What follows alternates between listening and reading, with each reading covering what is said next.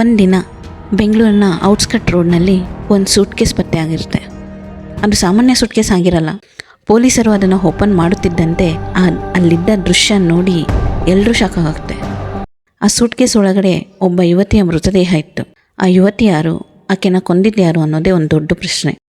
ಈ story start ಆಗೋದು 2016ರ ಒಂದಿನ ಬೆಳಗ್ಗೆ ಬೆಂಗಳೂರು ಔಟ್ಸ್ಕಟ್ ರೋಡ್ನಲ್ಲಿ ಜನರು ಒಂದು ಕಪ್ಪು ಬಣ್ಣದ ಸೂಟ್ ಕೇಸ್ ಇರುವುದನ್ನು ನೋಡ್ತಾರೆ. ಆದರೆ ಮೊದಲಿಗೆ ಯಾರೂ ಅದನ್ನು ಕೇರ್ ಮಾಡಲ್ಲ. ತುಂಬ ಗಂಟೆಗಳ ನಂತರ ಆ ಸೂಟ್ ಕೇಸ್ ಅಲ್ಲೇ ಇರೋದು ನೋಡಿಬಿಟ್ಟು ಜನರು ಪೊಲೀಸರಿಗೆ ಮಾಹಿತಿ ನೀಡ್ತಾರೆ. ಸ್ಥಳಕ್ಕೆ ಬಂದ ಪೊಲೀಸರು ಆ ಸೂಟ್ ಕೇಸ್ನ ಓಪನ್ ಮಾಡ್ತಾರೆ. ಓಪನ್ ಮಾಡಿದ ನಂತರ ಆ ದೃಶ್ಯವನ್ನು ನೋಡಿ ಅಲ್ಲಿದ್ದವರೆಲ್ರಿಗೂ ಶಾಕ್ ಆಗುತ್ತೆ. ಯಾಕಂದರೆ ಆ ಸೂಟ್ ಕೇಸ್ ಒಳಗೆ ಒಬ್ಬ ಯುವತಿಯ ಶವ ಇತ್ತು. ಆ ಶವ ನಾರ್ಮಲ್ ಆಗಿರಲಿಲ್ಲ. ಆ ಶವದ ಭಾಗ ಎಲ್ಲ ತುಂಡಾಗಿ ಕಟ್ಟಾಗಿ ನಂತರ ಸೂಟ್ ಕೇಸಲ್ಲಿ ಇಟ್ಟಿದ್ರು. ಈಗ ಪೊಲೀಸರು ಇನ್ವೆಸ್ಟಿಗೇಷನ್ ಸ್ಟಾರ್ಟ್ ಮಾಡ್ತಾರೆ. ಇದು ಪೊಲೀಸರಿಗೆ ದೊಡ್ಡ ಸವಾಲಾಗಿರುತ್ತೆ. ಯಾಕಂದರೆ ಆ ಯುವತಿ ಯಾರೆಂದು ಪತ್ತೆ ಹಚ್ಚುವುದೇ ತುಂಬ ಕಷ್ಟ ಆಗಿರುತ್ತೆ. ಅದು ಚಾಲೆಂಜಿಂಗ್ ಕೂಡ ಆಗಿರುತ್ತೆ. ಅವ್ರಿಗೆ ಆ ಬಾಡಿ ಹತ್ರ ಗುರುತಾಗಲಿ ಅವ್ರದ್ದು ಪ್ರೂಫ್ ಆಗಲಿ ಏನೂ ಇರೋದಿಲ್ಲ. ಸೊ ಹಾಗಾಗಿ ಪೊಲೀಸರಿಗೆ ಸುತ್ತಮುತ್ತ ನೋಡ್ತಾರೆ, ಸುತ್ತಮುತ್ತ CCTV ಎಲ್ಲರೂ ಇದೆಯಾ ಅಂತ. ಹತ್ರದಲ್ಲಿ ಒಂದು ಶಾಪಲ್ಲಿ CCTV ಇರೋದನ್ನ ನೋಡಿಬಿಟ್ಟು ಅದನ್ನು ಪರಿಶೀಲಿಸ್ತಾರೆ. ತುಂಬ ಹೊತ್ತು CCTV ನೋಡಿದ ನಂತರ ಅವ್ರಿಗೊಂದು ಸುಳಿವು ಸಿಗುತ್ತೆ. ಆ ಮಹತ್ವದ ಸುಳಿವಾಗಿರುತ್ತದೆ. ಒಬ್ಬ ವ್ಯಕ್ತಿ ರಾತ್ರಿ ವೇಳೆ ಆ ಸೂಟ್ ಕೇಸ್ನ ರೋಡ್ನಲ್ಲಿ ಇಡುವುದು CCTVಯಲ್ಲಿ ಸರಿಯಾಗಿರುತ್ತೆ. ಅದನ್ನು ಪೊಲೀಸರು ಗಮನಿಸ್ತಾರೆ. ಈಗ ಆ ವ್ಯಕ್ತಿ ಯಾರು ಅನ್ನೋದೇ ಒಂದು ದೊಡ್ಡ ಕ್ವಶನ್ ಮಾರ್ಕ್ ಆಗಿರುತ್ತೆ. ಕಾರಣ ನಂಬರ್ನ ಮೂಲಕ ಪೊಲೀಸರು ಆ ವ್ಯಕ್ತಿಯನ್ನು ಪತ್ತೆ ಹಚ್ಚಿ ಅವನನ್ನು ಪೊಲೀಸ್ ಸ್ಟೇಷನ್ಗೆ ಕರ್ತಾರೆ. ಇನ್ವೆಸ್ಟಿಗೇಷನ್ ಸ್ಟಾರ್ಟ್ ಮಾಡ್ತಾರೆ. ಮೊದಲಿಗೆ ಆ ವ್ಯಕ್ತಿ ನನಗೇನೂ ಗೊತ್ತಿಲ್ಲ ಅಂತ ಹೇಳ್ತಾನೆ. ನಂತರ ಪೊಲೀಸರು ವ್ಯಕ್ತಿಯ ಮುಂದೆ ಸಿಕ್ಕ ಸಾಕ್ಷಿಗಳನ್ನೆಲ್ಲ ಇಡ್ತಾರೆ. ಆ ನಂತರ ಆತ ನಡೆದ ವಿಚಾರವನ್ನೆಲ್ಲ ಒಂದೊಂದಾಗಿ ಹೇಳ್ತಾನೆ.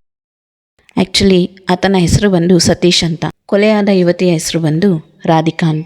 ಸತೀಶ್ ಮತ್ತು ರಾಧಿಕಾ ಸುಮಾರು ವರ್ಷಗಳಿಂದ ಪ್ರೀತಿಸ್ತಿರ್ತಾರೆ. ಆದರೆ ಸತೀಶ್ಗೆ ರಾಧಿಕಾ ಮೇಲೆ ಅನುಮಾನ ತುಂಬ ಜಾಸ್ತಿ ಆಗಿರುತ್ತೆ. ಅವಳು ಬೇರೆಯವ್ರ ಜೊತೆ ಅಫೇರ್ ಇಟ್ಕೊಂಡಿರ್ತಾಳೆ ಅಂತ ಅವನು ಅಂದ್ಕೊಂಡಿರ್ತಾನೆ. ಪದೇ ಪದೇ ಅದೇ ವಿಚಾರಕ್ಕೆ ಅವರಿಬ್ಬರ ನಡುವೆ ಜಗಳ ಆಗ್ತಾನೆ ಇರುತ್ತೆ. ಈ ಜಗಳ ದೊಡ್ಡ ಮಟ್ಟದಲ್ಲಿ ಆಗ್ತಾ ಇರುತ್ತೆ. ಇದೇ ಕಾರಣಕ್ಕೆ ಒಂದಿನ ಅವಳನ್ನು ಮೀಟ್ ಮಾಡಕ್ಕೆ ಕರೀತಾನೆ.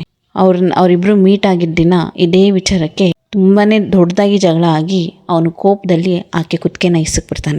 ಅದರಿಂದ ಆಕೆ ಜೀವ ಕಳ್ಕೊತಾಳೆ. ಜೀವ ಹೋಗಿ ಶವನ ಮುಂದೆ ಇಟ್ಕೊಂಡು ಏನು ಮಾಡಬೇಕಂತ ದಿಕ್ಕೆ ಸೋಸ್ತಿರ ಇದ್ದಾಗ ಆ ಯುವತಿ ಶವನ ತುಂಡು ತುಂಡಾಗಿ ಕತ್ತರಿಸಿ ಸೂಟ್ ಕೇಸ್ ಒಳಗೆ ಹಾಕಿ ಒಂದು ಖಾಲಿ ಇರೋ ರೋಡಲ್ಲಿ ಆ ಸೂಟ್ ಕೇಸ್ನ ಬಿಟ್ಟೋಗ್ತಾನೆ. ಅದು ಯಾರಿಗೂ ಗೊತ್ತಾಗಬಾರ್ದು ಅಂತ ಅಂದ್ಕೊಂಡು ಹೋಗ್ತಾನೆ. ಆದರೆ ಅಲ್ಲಿ ಸುತ್ತಮುತ್ತ ಇರೋ CCTVಗೆ ಅವನು ಗಮನ ಕೊಟ್ಟಿರೋದಿಲ್ಲ. ಅವನು ಮಾಡಿದ ಒಂದು ತಪ್ಪು, ಒಂದು ಯುವತಿ ಪ್ರಾಣ ಹೋಯಿತು ಮತ್ತು ಅವನು ಸಿಕ್ಕಿಬಿದ್ದ.